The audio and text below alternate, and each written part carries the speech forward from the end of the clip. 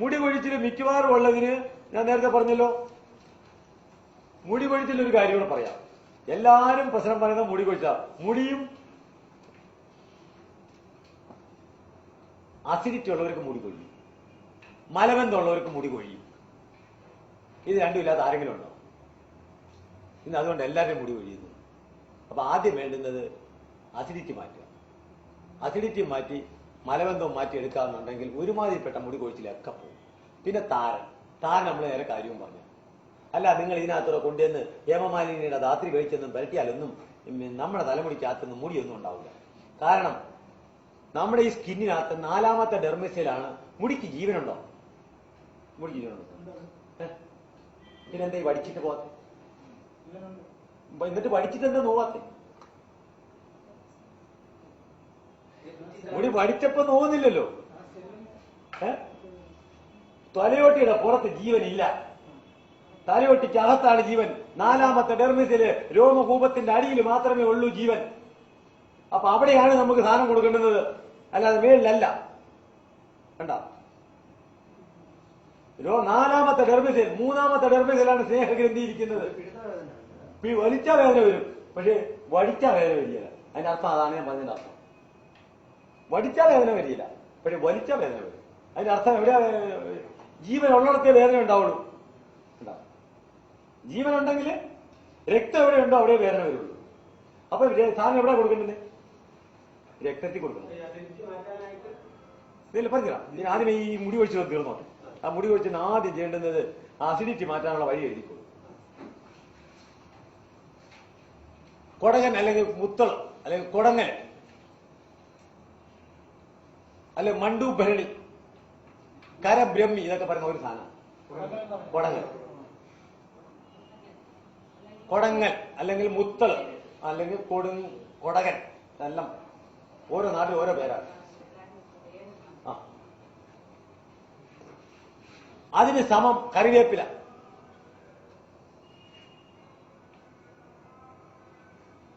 അതിന് സമം കശുമാവിന്റെ കിളുന്ന ചുമന്ന ഇല. ഇത് ഇത്രയും കൂടെ അരച്ച് രാവിലെ വൈകിട്ട് ഓരോ ഉരുള അങ്ങോട്ട് കഴിക്കാം.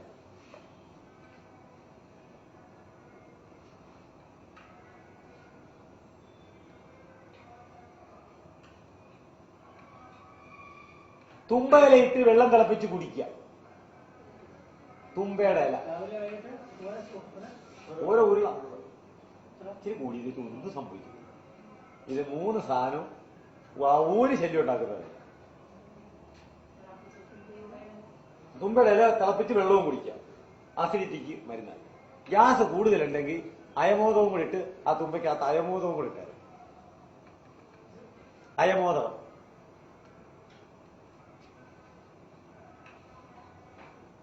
ഇനി എന്തായി? തീർന്നോ? അസിഡിറ്റിയുടെ കാര്യം കഴിഞ്ഞല്ലോ. ഇതിന് പാലും ഇതിന് പാല് കുടിക്കരുത് അസിഡിറ്റി ഉള്ളത്. ഒരു ചായയും പാലും കുടിച്ചാൽ അസിഡിറ്റി. മുടി കൊഴിക്കേണ്ട ബേസിൽ. എന്നിട്ട് ഇവർ എന്ത് ചെയ്യണമെന്നറിയോ? കാൽസ്യത്തിന് മരുന്ന്. കാൽസ്യത്തിന്റെ മരുന്ന് ഈസി.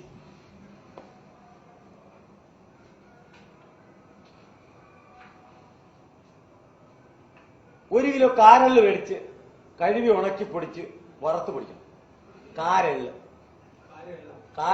എള്ളുണ്ട്, കറുത്തല്.